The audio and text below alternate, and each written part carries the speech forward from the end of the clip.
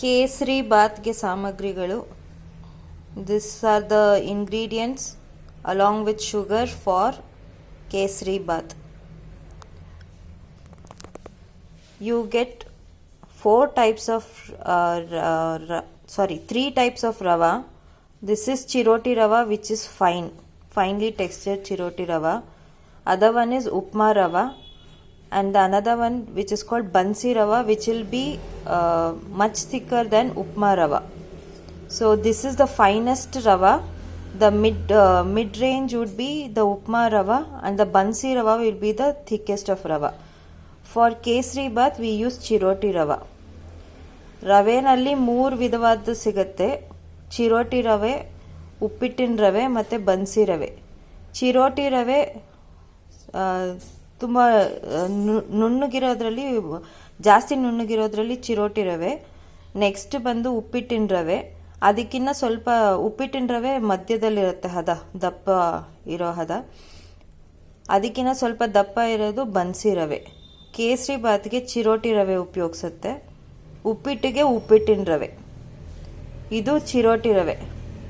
1 ಲೋಟಕ್ಕಿನ್ನ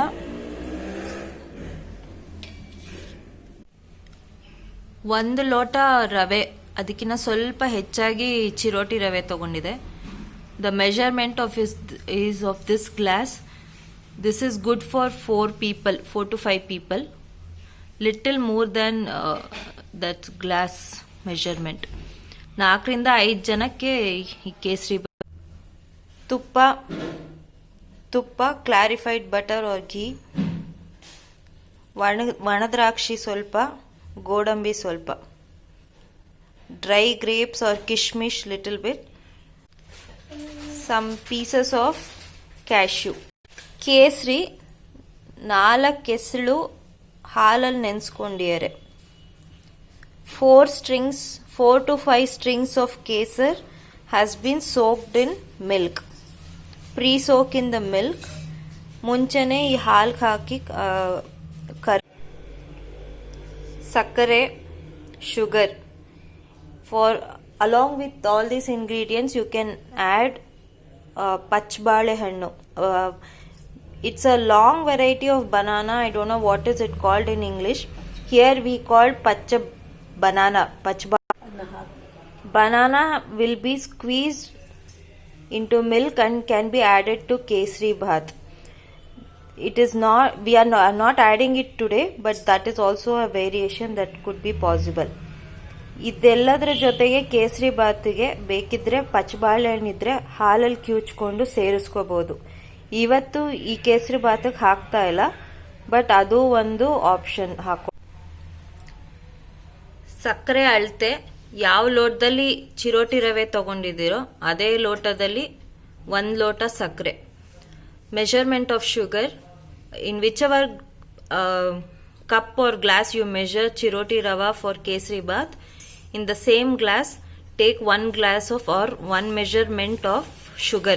It's equal amount of chiroti rava and sugar. If you need more sugar, go ahead and add more sugar or lesser if you want to. ಈ 1 ಲೋಟ ಚಿರೋಟಿ ರವೆಗೆ ಅದೇ ಅಳತೆ ಇದ್ದು ಸಕ್ಕರೆ ಹೆಚ್ಚು ಕಡಿಮೆ ಹಾಕೊಳ್ಳಿ. ಕೇಸರಿ ಬಾತ್ಗೆ ಚಿರೋಟಿ ರವೆ ಹುರ್ಕೊಳ್ತಿದ್ದಾರೆ. ದಪ್ಪ ತಳ ಬಾಣಲೆಗೆ ಸ್ವಲ್ಪ ತುಪ್ಪ ಹಾಕೊಂಡಿದ್ದಾರೆ. ಎಣ್ಣೆ ಹಾಕಬೇಡಿ, ಆದಷ್ಟು ತುಪ್ಪ ಹಾಕೊಳ್ಳಿ. This is frying for kesari bath. In a thick bottom pan she is added ghee. Don't add oil, it will start stinking.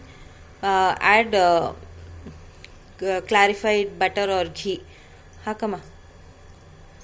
ಕಾದ ನಂತರ after it is heated, first she is gone to add cashews. Always add cashews first.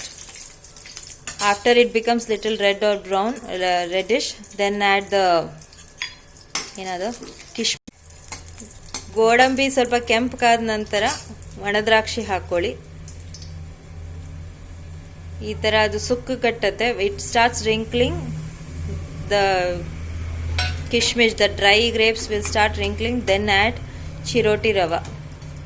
This is 1 glass of chiroti rava which was shown earlier. ದ್ರಾಕ್ಷಿ ಹುರಿದ ನಂತರ ಚಿರೋಟಿ ರವೆ ಹಾಕೊಳ್ಳಿ.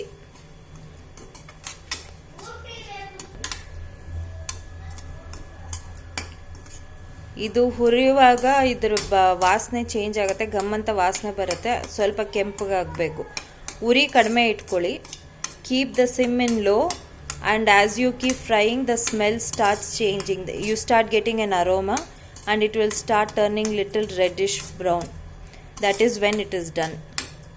After frying, transfer it to another plate. Otherwise, because of the pan's heat, it will still keep cooking. ಇದಾಗಿದೆ ಅಂತ ಅನಿಸಿದಾಗ ಇದನ್ನು ಬೇರೆ ತಟ್ಟೆಗೆ ತೆಗೆದುಕೊಳ್ಳಿ. ಇಲ್ಲದೇ ಇದ್ದರೆ ಇದರಲ್ಲೇ ಬಿಟ್ಟಿದ್ರೆ ಬಾಣಲೆ ಬಿಸಿಗೆ ಹುರ್ಕೋತಾ ಇರುತ್ತೆ ಅಥವಾ ಕಪ್ಪಗಾಗೋ ಸಾಧ್ಯತೆ ಇದೆ.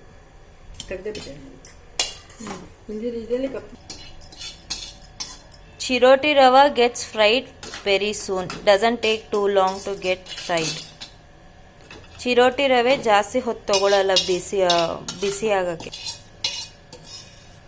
ಕೆಂಪಾಗೋಕ್ಕೆ ಜಾಸ್ತಿ ಹೊತ್ತು ತಗೊಳ್ಳಲ್ಲ, ಸ್ವಲ್ಪ ಹೊತ್ತೇ ಹಿಡಿಯೋದು. ಆದಮೇಲೆ ತಟ್ಟೆಗೆ ತೆಗೆದುಕೊಳ್ಳಿ. After removing chiroti rava, in the same pan she is adding some more ghee. ಬಾಣಲೆ ಚಿರೋಟಿ ರವೆ ಹುರಿದು ತೆಕ್ಕೊಂಡ್ಮೇಲೆ ಅದೇ ಬಾಣಲೆಗೆ ತುಪ್ಪ ಹಾಕ್ತಿದ್ದಾರೆ.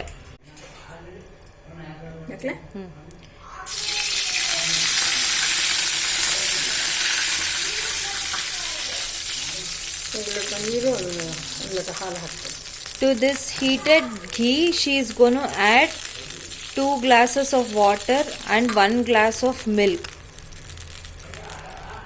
ಈ ತುಪ್ಪ ಬಾಣಲೆಯಲ್ಲಿ ಇಟ್ಕೊಂಡ್ಮೇಲೆ ಅದಕ್ಕೆ 2 ಲೋಟ ನೀರು 1 ಲೋಟ ಹಾಲು ಹಾಕ್ತಿದ್ದಾರೆ. Take the same glass for measurement.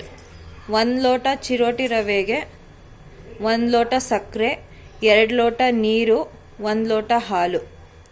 In the same glass she is measuring for 1 glass of or 1 measurement of chiroti rava, 2 glasses of water, 1 glass of milk and 1 glass of sugar or 1 measurement in the measure in the same.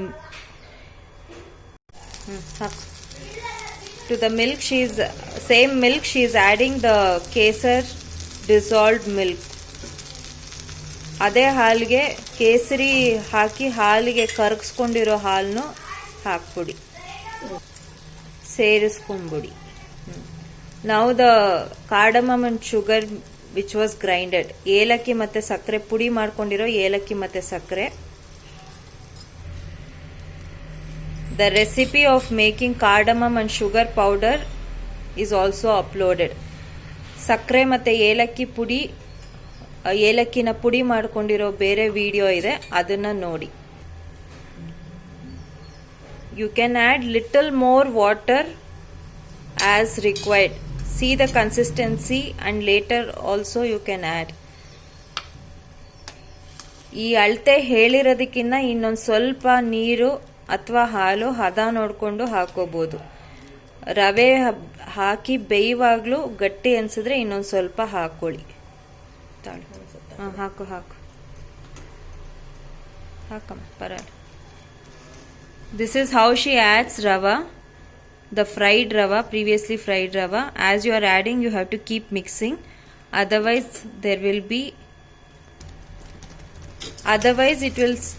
you will have lumps in your dish.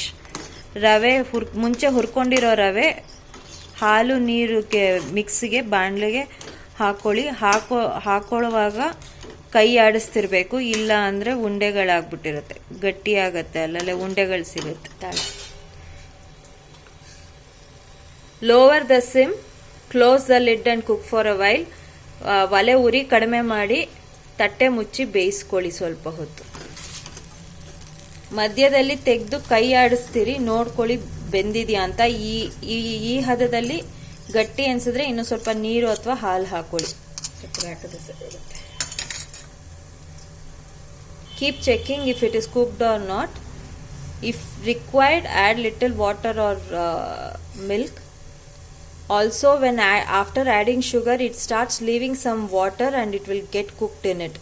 And keep sugar water in mind and add accordingly.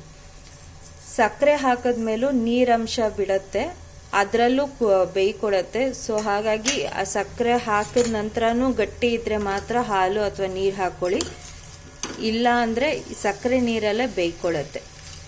It cook for a minute or less and then she added sugar. ಸ್ವಲ್ಪ ಹೊತ್ತು ಬೇಯಿಸ್ಕೊಂಡ್ರು, ಆಮೇಲೆ ಸಕ್ಕರೆ ಹಾಕಿ ಇವಾಗ ಅದನ್ನು ಕಲಿಸ್ಕೋತಿದ್ದಾರೆ. Now she is mixing after adding the sugar. ಇವಾಗಲೇ ಮೆತ್ತಗಾಗುತ್ತೆ ಸಕ್ಕರೆ ಹಾಕಿದ್ಮೇಲೆ ಮೆತ್ತಗಾಗುತ್ತೆ ಇನ್ನೊಂದು ಸ್ವಲ್ಪ. As you can see it is started leaving water, sugar has started leaving water and it will become softer. ಸಕ್ಕರೆ ಹಾಕಿದ್ಮೇಲೆ ತಟ್ಟೆ ಮುಚ್ಚಿ ಸ್ವಲ್ಪ ಹೊತ್ತು ಬೇಯಿಸ್ಕೊಳ್ಳಿ. After adding sugar, close the lid and cook for a while. After this has been cooking for a while, not too long, lesser than a minute or so, start adding ghee. ಈ ಹದದಲ್ಲಿ ಸ್ವಲ್ಪ ಬೆಂದ್ಮೇಲೆ ಸಕ್ಕರೆ ಹಾಕಿದ್ಮೇಲೆ ತುಪ್ಪ ಹಾಕೊಳ್ಳೋಕೆ ಶುರು ಮಾಡಿ. ತುಪ್ಪ ಹಾಕಿದಾಗ ಏನಾದ್ರು ಗಂಟಿದ್ರೆ ಅದು ಬಿಟ್ಕೊಳ್ಳುತ್ತೆ ಕೂಡ. After adding ghee at this stage, if there are any lumps, it will start ಗಂಟು ಹೊಡಿಯುತ್ತೆ. The lumps will start getting dissolved. She added about 2 spoons of ghee. This is according to your taste. The more ghee is added, it is tastier. 2 spoon ಅಷ್ಟು ತುಪ್ಪ ಹಾಕೊಂಡ್ರು. ಇನ್ನೂ ಬೇಕಿದ್ರೆ ಹಾಕೋಬಹುದು ತುಪ್ಪ, ನಿಮ್ಮ ಹದ ನೋಡ್ಕೊಂಡು ಹಾಕೊಳ್ಳಿ. ತುಪ್ಪ ಹಾಕಿದಷ್ಟು ರುಚಿ ಇರುತ್ತೆ, ತಿನ್ನಕ್ಕೂ ತುಂಬ ಮೆತ್ತಗಿರೋದು, ಕೈಗೆ ಮೆತ್ಕೊಳ್ಳೋದಿಲ್ಲ. ಗಂಟೆ ಏನಿಲ್ಲ. Whatever the lumps were there, it was all dissolving. ಏದಾದ್ರು ಗಂಟಿದ್ರೆ ಅದು ಕೂಡ ಬಿಟ್ಕೊಡುತ್ತೆ. The more ghee is added, it will not stick to your hand while eating and it will be tastier.